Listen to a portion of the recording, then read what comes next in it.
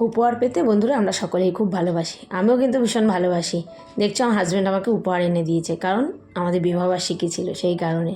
তো কোনো প্ল্যান ছিল না, সন্ধ্যেবেলা আমি বসে রয়েছি যথারীতি দেখছো পাগলেরই মতো, বাপের বাড়িতেই ছিলাম।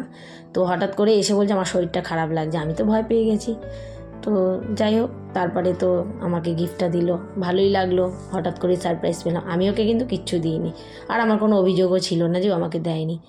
তারপরে মোমো এনে সবাই খেয়ে নিলাম, আর এটা হচ্ছে নেক্সট ডে মর্নিং, মানে নেক্সট ডেতে আমি সবাইকে একটু আমার তরফ থেকে একটু খাওয়া দাওয়ার আয়োজন করেছি, মানে চিলি চিকেন আর রাইস আর তার সঙ্গে স্যালাড। তো মিলি মানে আমার সেজ বোনের মেয়ে আর আমি মিলে করছি, যেহেতু অনেক বেলা হয়ে গেছে হঠাৎ করেই ঠিক করেছিলাম। তো আমি নিজেই রান্নাটা করেছি যেহেতু আমার বিবাহবার্ষিকী উপলক্ষে, সেই কারণে। আর সবাই কিন্তু খেয়ে কিন্তু ভীষণ ভালো বলেছিল, মানে রাইসটা চিলি চিকেনটা দুটোই ভালো হয়েছিল। সবাই একসঙ্গে খাওয়া দাওয়া করলাম। প্রদীপ এখন আসেনি, ও আসলে আমি খাবো। আর গিফটটা তোমাদের লাস্টে দেখিয়ে দেবো।